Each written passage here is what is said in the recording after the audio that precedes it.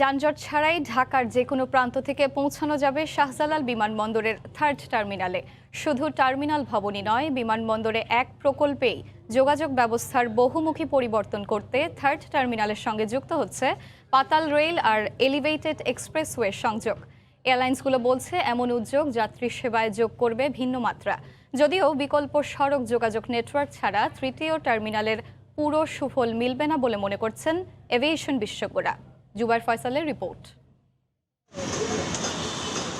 যে কোনো উন্নয়ন প্রকল্পে অর্থ বিনিয়োগে বহুমুখী লাভ আর দীর্ঘমেয়াদী সুবিধা নিশ্চিত করাকেই অগ্রাধিকার দেয়া হয় আধুনিক বিশ্বে। যে ধারণাটা কখনোই তেমন গুরুত্বের সঙ্গে দেখা হয়নি বাংলাদেশে। যদিও বিমানবন্দরের তৃতীয় টার্মিনাল নির্মাণ প্রকল্পে এবার দেখা গেল অর্থ সাশ্রয় আর চলমান অন্য প্রকল্পের সঙ্গে সামঞ্জস্য রেখে চতুর্মুখী পরিকল্পনা। ধরুন, দেশের কোনো এক প্রান্ত থেকে আপনি এলেন গাবতলী কিংবা কমলাপুর রেল স্টেশনে, সেখান থেকে পাতাল রেলে খিলক্ষেত হয়ে এয়ারপোর্ট রেল স্টেশন, তারপর আমার পেছনের এই সুড়ঙ্গ দিয়েই আপনি প্রবেশ করবেন হজরত শাহজালাল আন্তর্জাতিক বিমানবন্দরের থার্ড টার্মিনালে। এরপর চেক ইন, ইমিগ্রেশন, বোর্ডিং শেষে চেপে বসবেন উড়োজাহাজে। এই পুরো যাত্রায় আপনাকে পেতে হবে না কোনো যানজট, এমনকি দেখা হবে না সূর্যের সঙ্গেও। এভাবেই নির্মাণাধীন উন্নয়ন প্রকল্পগুলোর সঙ্গে যুক্ত করার মাধ্যমে বিমানবন্দর কেন্দ্রিক যোগাযোগ ব্যবস্থার আমূল পরিবর্তনের টার্গেট সরকারের। এটা নির্দিষ্ট সময়ের মধ্যে আমাদের এই প্রজেক্ট বাস্তবায়ন হবে। এর বাইরেও আমাদের টার্মিনালের যে হ্যাঙ্গার এবং অন্যান্য কাজকর্ম, এগুলো দ্রুত সম্পন্ন হয়েছে। এরই মধ্যে শেষ হয়েছে পুরো প্রকল্পের বেসমেন্টের নির্মাণ কাজ। প্রায় মাথা তুলে দাঁড়িয়েছে টার্মিনালের মূল কাঠামো। এয়ারলাইন্সগুলো মনে করছে এই প্রকল্প বাস্তবায়িত হলে দেশের অ্যাভিয়েশন শিল্পে যোগ হবে দেশি বিদেশি বেশ কয়েকটি বিমান সংস্থার নাম। ফরেন ক্যারিয়ারগুলো আসা হয়তো শুরু হবে, ইতিমধ্যে অলরেডি আসা শুরু হয়েছে। বাংলাদেশে আরও কিছু ক্যারিয়ারও অলরেডি বিজনেসে ইন করার জন্য আসলে পরিকল্পনা সাজাচ্ছে। শুধু টার্মিনাল ভবন না, টার্মিনালের বাইরে যেসব ফ্যাসিলিটিস থাকা উচিত। যদিও এভিয়েশন বিশেষজ্ঞরা মনে করেন বিমানবন্দরে আসা যাওয়ার জন্য বিকল্প সড়ক নির্মাণ ছাড়া মিলবে না নতুন টার্মিনালের সুফল। অনেক প্যাসেঞ্জার কিন্তু এইভাবে তারা ফ্লাইট মিস করে। যাওয়ার জন্য অ্যাপ্রোচ রোড এবং বেরোনোর এক্সিট রোড, এগুলো কিন্তু অনেক বেশি স্মুথার দরকার। সেটা কিন্তু আমরা এখনো এনশিওর করতে পারছি না। বর্তমান পরিকল্পনায় 2023 সালের জুনে শেষ হওয়ার কথা তৃতীয় টার্মিনালের নির্মাণ কাজ। প্রায় 23,000 কোটি টাকার প্রকল্পে অর্থায়ন করছে জাপানি উন্নয়ন সংস্থা জাইকা। জুবাইর ফয়সাল, সময় সংবাদ, ঢাকা। আগামী বছরই খুলে দেওয়া হবে রাজধানীর ডেমরা যাত্রাবাড়ি 4 লেন সড়ক। সকালে সড়কটি নির্মাণ কাজ পরিদর্শন শেষে এ কথা জানান সড়ক পরিবহন ও সেতু মন্ত্রী ওবায়দুল কাদের। এরই মধ্যে প্রকল্পের 60% কাজ শেষ, চলছে ওভারপাস নির্মাণের কাজ। এদিকে এই প্রকল্পের স্বস্তি খুঁজছেন দীর্ঘদিন ভুগতে থাকা এলাকাবাসী। এই তো সেদিন যানজট, একটু বৃষ্টিতেই জলাবদ্ধতা আর ভাঙাচোরা রাস্তায় যেন নাভিশ্বাস যাত্রাবাড়ি থেকে ডেমরা যাবার রাস্তা। বছরের পর বছর এমন অবস্থায় নাকাল কেবল এ পথে চলাচলকারী নয়, অতিষ্ঠ এলাকাবাসীও।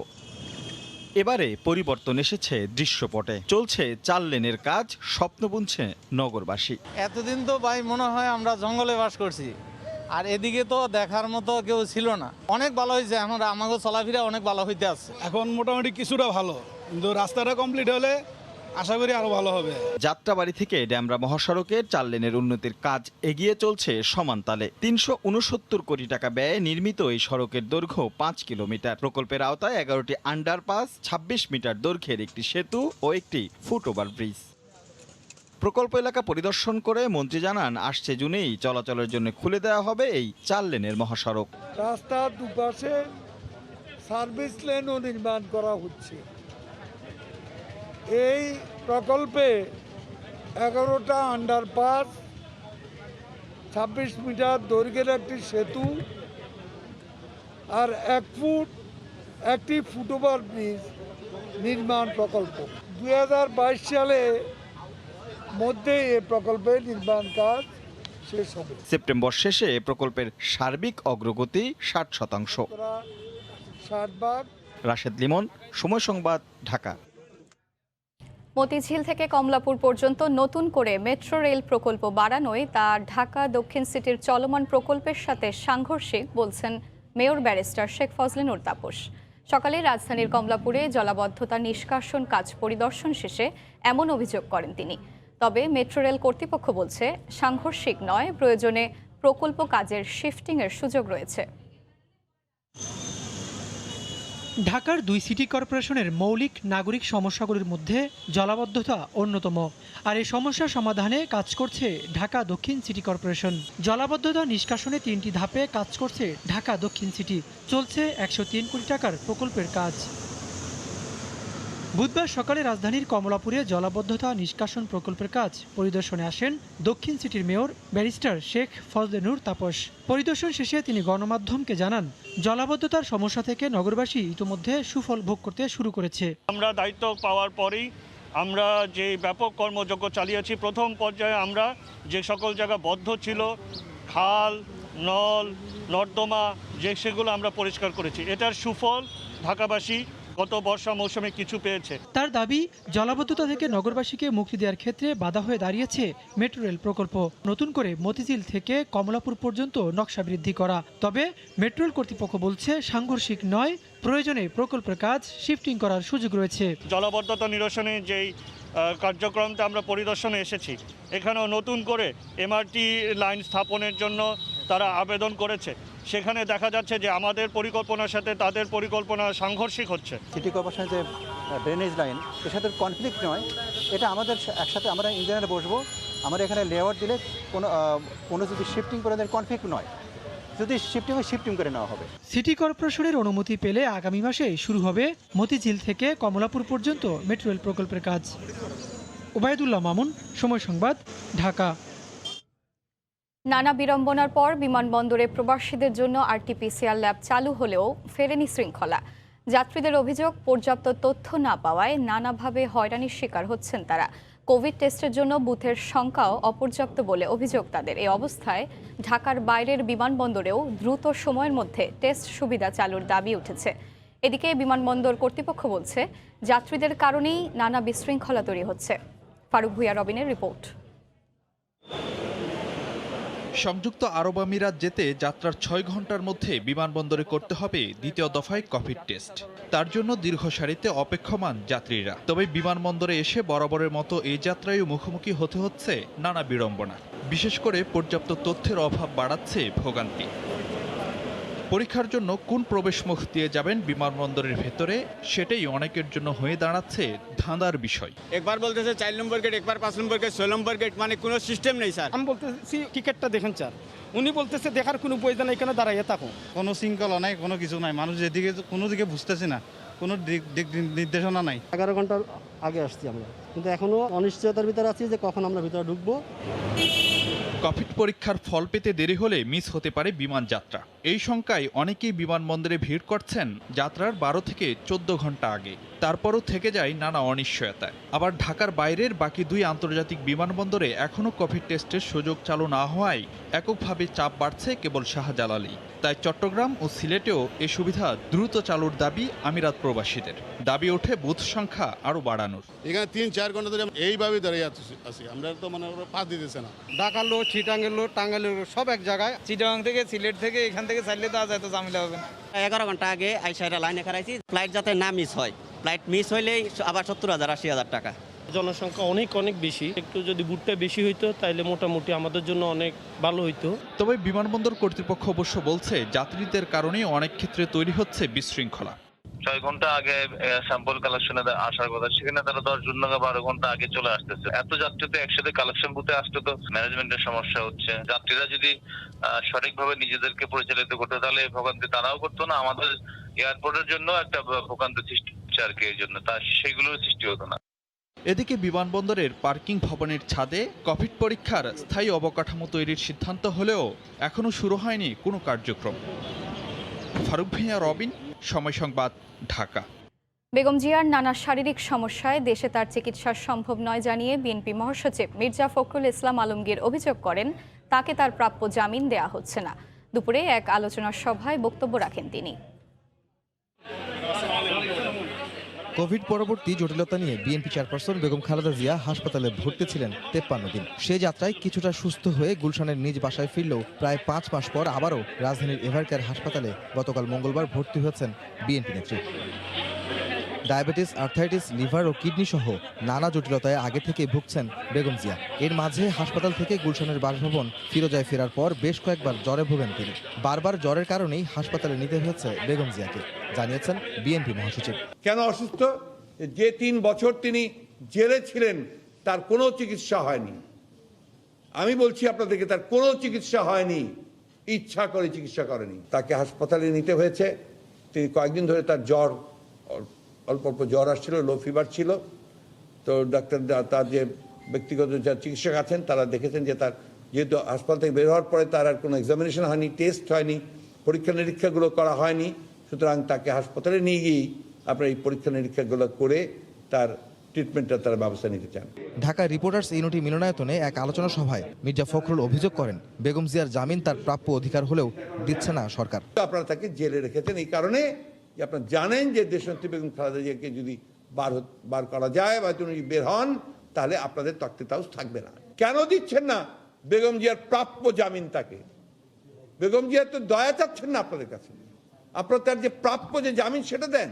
আপনারা এই ধরনের মামলায় সকলকে জামিন দিয়েছেন, আপনারা একজন হবে নাই বাইরে। দুর্নীতির 2 মামলায় 17 বছরের কারাদণ্ডাদেশ নিয়ে 2018 সালের 8ই ফেব্রুয়ারি কারাগারে যান সাবেক প্রধানমন্ত্রী বেগম খালেদা জিয়া। এর 25 মাস পর শর্ত সাপেক্ষে সাজা স্থগিত করে মুক্তি দেওয়া হয় তাকে। 2020 সালের 25শে মার্চের পর 3 দফায় মুক্তির মেয়াদ বাড়ানো হয় বিএনপি নেত্রীর। আহমেদ সালেহীন, সময় সংবাদ, ঢাকা। ইভ্যালির পরিচালনা কমিটিতে রাখতে 3 জন সাবেক সচিবের নাম হাইকোর্টে জমা দিয়েছে বাণিজ্য মন্ত্রণালয়। এদের মধ্য থেকে একজনকে কমিটিতে রাখা হবে। এছাড়া কমিটির অপর 3 জন সদস্য হবেন অবসরপ্রাপ্ত বিচারপতি, চার্টার্ড অ্যাকাউন্ট্যান্ট ও একজন আইনজীবী। তাদের নাম আদালতই ঠিক করে দেবেন। ই কমার্স প্রতিষ্ঠান ইভ্যালির দেনা পাওনা ও সম্পদের বিষয়টি খতিয়ে দেখতে এবং ক্ষতিগ্রস্তদের টাকা ফেরত দেওয়ার বিষয়ে মঙ্গলবার একটি কমিটি গঠন করে দেওয়ার কথা জানায় উচ্চ আদালতের একটি বেঞ্চ। ইভ্যালির অবসান সংক্রান্ত একটি কমিটি গঠন করার জন্য চারজনের একটি পরিচালনা পরিষদ করার একটি অভিমত ব্যক্ত করেন এবং বাণিজ্য মন্ত্রণালয়কে তিনি নির্দেশনা প্রদান করেন যেন 3 জন অবসরপ্রাপ্ত সচিবের নাম তার নিকট জমা প্রদান করা হয়। মাননীয় আদালত বলেছেন যে তিনি বিচার বিবেচনা করে বিশ্লেষণ করে তিনি আগামী 17 বা 18 তারিখ যেদিন ভ্যাকেশন বেঞ্চে তিনি বসবেন সেদিন তিনি এই বিষয়ে আদেশ প্রদান করবেন। ফরিদপুরে 2000 কোটি মানি লন্ডারিং মামলায় বহিষ্কৃত যুবলীগ নেতা HM ফুয়াদকে গ্রেফতার করেছে পুলিশ। গতরাতে তাকে রাজধানী থেকে গ্রেফতার করা হয়। পুলিশ জানায় দীর্ঘদিন আত্মগোপন করেছিলেন ফুয়াদ। বিভিন্ন জায়গায় অভিযান চালিয়ে তাকে গ্রেফতার করা হয়। ফুয়াদ 2000 কোটি টাকা মানি লন্ডারিং এবং আওয়ামী লীগের সভাপতি সুবল চন্দ্র সাহার বাড়ি ভাঙচুরের মামলায় চার্জশিটভুক্ত আসামি। এছাড়াও প্রায় ডজন খানেক মামলা রয়েছে তার বিরুদ্ধে। তিনি সাবেক স্থানীয় সরকার মন্ত্রী ইঞ্জিনিয়ার খন্দকার মোশাররফ হোসেনের এপিএস ছিলেন। প্রবাসের দুর্গোৎসব উদযাপনের খবর। যুক্তরাষ্ট্রেও দুর্গাপূজা উদযাপন করেছেন প্রবাসীরা। দুর্গোৎসবে হিন্দুদের বিভিন্ন সংগঠন ও মন্দিরগুলো এখন পূজা অর্চনায় ব্যস্ত। বাংলাদেশে অধ্যুষিত নিউ ইয়র্ক শহরে অন্তত 22টি স্থানে অনুষ্ঠিত হচ্ছে শারদীয় দুর্গাপূজা। নিউ ইয়র্ক থেকে হাসানুজ্জামান সাকির রিপোর্টে বিস্তারিত। পূজায় কোনো সরকারি ছুটি নেই যুক্তরাষ্ট্রে, তবুও সনাতন ধর্মাবলম্বীদের সবচেয়ে বড় উৎসব বলে কথা। করোনা মহামারীর মধ্যেও উৎসবের রং হিন্দু সম্প্রদায়ের প্রবাসী বাংলাদেশিদের মধ্যে। পূজা অর্চনায়, গানে আর প্রার্থনায় নিউ ইয়র্কের মন্দিরগুলোতে এখন উপচে পড়া ভিড়। 11তম বছরে ওম শক্তি মন্দিরের এই পূজার আয়োজন করেছি। পৃথিবী একটি অত্যন্ত খারাপ সময় পার করছে, আপনারা জানেন। তারপরও দুর্গা উৎসব এখন সার্বজনীনতার রূপ পেয়েছে। জাতি ধর্ম নির্বিশেষে এই উৎসবে শরীক। দেবী দুর্গা এবার এসেছেন ঘোড়ায় করে, যাবেন দোলায়। সপ্তাহের কোন বারে সপ্তমী ও দশমী তিথি তার উপর নির্ভর করে দেবীর আসা যাওয়া। বৈশ্বিক করোনা মহামারী থেকে মুক্তি পেতে দেবী দুর্গার কাছে প্রার্থনা করা হয়। বাংলাদেশের মতো শারদীয় দুর্গোৎসব নিউ ইয়র্কেও সাম্প্রদায়িক সম্প্রীতির বার্তাই দিচ্ছে। শান্তি ও কল্যাণের সেই প্রার্থনাই করছেন সবাই। প্রার্থনা করি যেন সারা পৃথিবীতে করোনা মুক্ত হোক। পূজার প্রধান প্রার্থনাই হচ্ছে যে আমরা এই রোগ শোক ব্যাধি থেকে যেন মুক্তি পাই। নিউ ইয়র্কে অন্তত 22টি স্থানে হচ্ছে দুর্গোৎসব। ভারতের পশ্চিমবঙ্গের বাঙালিরাও আরও কয়েকটি পূজা আয়োজন করছেন। সব মিলিয়ে যুক্তরাষ্ট্র জুড়ে দুর্গাপূজা অনুষ্ঠিত হচ্ছে কয়েকশো। হাসানুজ্জামান সাকি, সময় সংবাদ, নিউ ইয়র্ক। জার্মানিতেও মহা ধুমধামে উদযাপিত হচ্ছে হিন্দু সম্প্রদায়ের সবচেয়ে বড় ধর্মীয় উৎসব শারদীয় দুর্গোৎসব। দেশটির বিভিন্ন অঙ্গরাজ্যে আয়োজিত পূজার বিস্তারিত খবর জানাচ্ছেন সহকর্মী বিটু বড়ুয়া। জার্মানির মিউনিখ, ডুসেলডর্ফ, কোলনের মতো রাজধানী বার্লিনেও অনুষ্ঠিত হচ্ছে সনাতন ও হিন্দু সম্প্রদায়ের সবচেয়ে আনন্দমুখর ধর্মীয় উৎসব সার্বজনীন দুর্গোৎসব। প্রতি বছরের মতো এবারও শুধু বার্লিনেই অনুষ্ঠিত হচ্ছে 3টি করে পূজা। করোনা প্যান্ডেমিক সবকিছু কাটানোর পরে আমরা এই পুজোটা করতে পারছি, এটাই সবচেয়ে বেশি আনন্দ। জাতি, ধর্ম, বর্ণ নির্বিশেষে পৃথিবীর সকলকে যেন আমাদের মা সুস্থ রাখেন। বিদেশের মাটিতেও বাংলার এমন একটি অসাম্প্রদায়িক সার্বজনীন উৎসবের আয়োজন করতে পেরে খুশি দুই বাংলার সবাই। আমাদের এইম ছিল যে আমরা হোম অ্যাওয়ে ফ্রম হোম খুব একটা ঘরোয়া ব্যাপার স্যাপার রাখবো এই পুজোটায়। ইন্ডিয়া এবং বাংলাদেশের সব জায়গার লোক এখানে আমরা সম্মিলিত হয়েছি। এর আগে ধর্মীয় নানা কর্মসূচির মধ্যে ছিল শান্তিজল গ্রহণ, সন্ধি পূজা, আরতি, নবপত্রিকা, অধিবাস ও দুই বাংলার শিল্পীদের নিয়ে মনোজ্ঞ সাংস্কৃতিক অনুষ্ঠান। মহাষষ্ঠীর দিন থেকেই পূজা মণ্ডপগুলোতে স্থানীয় জার্মান সহ বিভিন্ন প্রদেশ থেকেও পূজারীরা অংশগ্রহণ করেন। অসুর বধের মতোই জগতের সকল দুঃখ, অসত্য ও দুর্গতিকে বিনাশ করবেন দেবী মা দুর্গা নিজ হাতেই। জার্মানির বিভিন্ন পূজা মণ্ডপে আসা ভক্তদের এটুকুই প্রার্থনা। জার্মানি থেকে বিটু বড়ুয়া, সময় সংবাদ। যুক্তরাষ্ট্রে চাকরি ছেড়ে দিচ্ছেন লাখ লাখ মানুষ। রেকর্ড সংখ্যক চাকরিজীবী এ পর্যন্ত পদ ছেড়েছেন। দেশটির শ্রম বিভাগের সবশেষ জরিপে এমন চিত্রই উঠে এসেছে। অব্যাহতভাবে চাকরি ছাড়ায় একদিকে যেমন সৃষ্টি হয়েছে শূন্য পদ, অন্যদিকে জনবল সংকটে বেড়েছে বিভিন্ন সরকারি বেসরকারি প্রতিষ্ঠান। যুক্তরাষ্ট্র থেকে লস্কর মামুনের রিপোর্টে বিস্তারিত। উন্নয়নশীল দেশগুলোতে যেখানে চাকরি সোনার হরিণ, সেখানে যুক্তরাষ্ট্রে তার পুরোপুরি উল্টো চিত্র। দেশটিতে লাখ লাখ মানুষ তাদের চাকরি ছেড়ে দিচ্ছেন। এই হিড়িক দিন দিন কেবল বাড়ছেই। এতে সম্প্রতি যুক্তরাষ্ট্রে নতুন কর্মপদ সৃষ্টি হয়েছে 1,03,00,000। মঙ্গলবার আন্তর্জাতিক গণমাধ্যমের প্রতিবেদনে বলা হয়, গেল আগস্টে 43 লাখ কর্মী চাকরি ছেড়েছেন। এ সংখ্যা মোট চাকরিজীবীর 2.9 ভাগ। চাকরিজীবীদের একটা বড় অংশ তাদের চাকরি ত্যাগের কারণ হিসেবে করোনার প্রভাবকে দায়ী করেছেন। পাশাপাশি বলা হচ্ছে উপযুক্ত বেতন না পাওয়ার বিষয়টি। তবে নিয়োগকর্তারা বলেছেন এখন চাকরির জন্য স্বর্ণালী সুযোগ রয়েছে, অথচ মানুষ সেই পথে হাঁটছে না। ব্যাপক হারে চাকরি ছেড়ে দেওয়ায় শূন্য পদের সংখ্যা বৃদ্ধি অর্থনীতির গতি ফিরিয়ে আনার পথে বড় কাটা হয়ে দাঁড়িয়েছে। কারণ এমনিতেই কোভিড হানায় বিপর্যস্ত মার্কিন অর্থনীতি। এরই মধ্যে কোম্পানিগুলো তাদের কর্মীদের আকৃষ্ট করতে জয়নিং বোনাস ও বেতন বৃদ্ধির মতো প্রণোদনা ঘোষণা দিয়েছে, কিন্তু তাতেও কোনো কাজের কাজ হচ্ছে না। বিশ্লেষকরা বলেছেন, মার্কিনিরা চাকরি ছাড়াই এই পদগুলোতে যোগ্য অভিবাসীরা সুযোগ কাজে লাগাতে পারেন। লস্কর আল মামুন, সময় সংবাদ, যুক্তরাষ্ট্র। ইউরোপীয় ইউনিয়ন থেকে ব্রিটেন বের হয়ে যাওয়ার পর থেকেই ইউরোপের অনেক দেশের নাগরিক পাড়ি জমাচ্ছেন আয়ারল্যান্ডে। তবে দেশটিতে আবাসন সংকটের কারণে বাড়ি ভাড়া পাচ্ছেন না অনেকেই। তাই প্রবেশের আগেই এই বিষয়ে সতর্ক থাকার পরামর্শ দিয়েছেন বসবাসরত বাংলাদেশিরা। আয়ারল্যান্ড থেকে সৈয়দ জুলের রিপোর্টে বিস্তারিত। ব্রিটেন ইউরোপীয় ইউনিয়নে থাকাকালীন স্পেন, পর্তুগাল, ইতালি থেকে শুরু করে ইউরোপের অনেক দেশ থেকেই সে দেশের নাগরিক সহ বাংলাদেশিরাও পাড়ি জমাতেন সেখানে। ব্রিটেনই তখন ছিল তাদের প্রথম পছন্দ। তবে গেল বছরের 31শে জানুয়ারি যুক্তরাজ্য আনুষ্ঠানিকভাবে ইউরোপীয় ইউনিয়ন থেকে বের হয়ে যাওয়ার পর সে পথ বন্ধ হয়ে যায়। এতে ব্রিটেনের বদলে পছন্দের তালিকায় উঠে এসেছে আয়ারল্যান্ড। তবে আয়ারল্যান্ডে গেল অনেক বছর থেকেই বাড়ি ভাড়া বৃদ্ধি সহ ঠিকমতো আবাসন পাওয়া যেন সোনার হরিণ। দীর্ঘদিন ধরে বসবাসরত বাংলাদেশিরাও বাড়ি ভাড়া পাচ্ছেন না। স্পেন, ইতালি, পর্তুগাল থেকে আমাদের বাঙালি ভাইরা যারাই আসবেন বা আসতে চাচ্ছেন, বাসা ভাড়া পাওয়া কিন্তু অনেক কঠিন ব্যাপার। ইতিমধ্যে ইউরোপের বিভিন্ন দেশ থেকে আসা অনেক বাংলাদেশি 5 থেকে 6 মাস থেকেও এখনো কোনো বাড়ি ভাড়া পাচ্ছেন না। এমনিতেই দীর্ঘদিন ধরে আয়ারল্যান্ডে হাউজিং সমস্যা নিয়ে দিন কাটাচ্ছে এখানের মানুষ।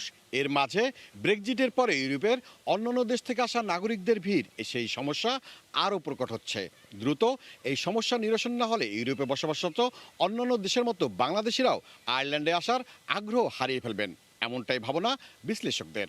আয়ারল্যান্ড থেকে সৈয়দ জুয়েল, সময় সংবাদ। কাতারে অবৈধভাবে বসবাসরত প্রবাসী বাংলাদেশিদের বৈধ হওয়ার সুযোগ কাজে লাগাতে এগিয়ে এসেছে বাংলাদেশ দূতাবাস। এ ব্যাপারে সহযোগিতা দিতে শুক্রবার ও শনিবারও তারা অফিস খোলা রাখার ঘোষণা দিয়েছে। সাপ্তাহিক ছুটির এ দুদিন কেবল পাসপোর্ট সংক্রান্ত কাজ করবে দূতাবাস।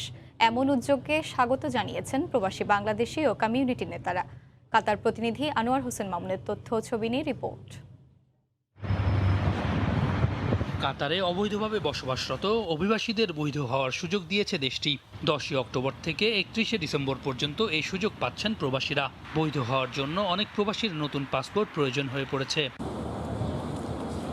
প্রবাসী বাংলাদেশিদের পাসপোর্ট সংক্রান্ত জটিলতার কথা চিন্তা করে সাপ্তাহিক ছুটির 2 দিন শুক্র ও শনিবার বাংলাদেশ দূতাবাস খোলা রাখার কথা জানানো হয়েছে। দূতাবাসের এমন উদ্যোগকে স্বাগত জানিয়েছেন প্রবাসী বাংলাদেশি ও কমিউনিটি নেতারা। কাতারে ইলিগ্যাল প্রবাসী ভাইদের কথা চিন্তা করে বাংলাদেশ দূতাবাস শুক্র ও শনিবার কার্যক্রম চালু রাখায় বাংলাদেশ কমিউনিটির পক্ষ থেকে এবং প্রবাসী ভাইদের পক্ষ থেকে বাংলাদেশ দূতাবাসকে ধন্যবাদ জানাচ্ছি। আমরা প্রবাসীরা অনেক খুশি এবং এই জন্য বাংলাদেশ দূতাবাসকে ধন্যবাদ জানাই। কাতার সরকারের ঘোষণা অনুযায়ী প্রবাসী বাংলাদেশিরা নির্দিষ্ট সময়ের মধ্যে যেন বৈধ হওয়ার সুযোগ কাজে লাগাতে পারেন, সেজন্যই এই উদ্যোগ নেওয়া হয়েছে বলে জানান দূতাবাসের কাউন্সিলর। প্রয়োজন হলে পরবর্তী সাপ্তাহিক ছুটির দিনগুলোতেও দূতাবাস খোলা রাখা হবে, যতদিন পর্যন্ত এই অতিরিক্ত সেবা প্রত্যাশীদের চাপ থাকে। আগামী 15 অক্টোবর শুক্রবার ও 16 অক্টোবর শনিবার সকাল 7টা থেকে বিকাল 3টা পর্যন্ত নতুন পাসপোর্ট আবেদন, পাসপোর্ট সরবরাহ সহ কেবল পাসপোর্ট সংক্রান্ত কাজ করা হবে। সাপ্তাহিক বন্ধের 2 দিন এ সেবা 31 ডিসেম্বর পর্যন্ত অব্যাহত রাখার চিন্তাভাবনা করছে দূতাবাস। সময় সংবাদ, কাতার।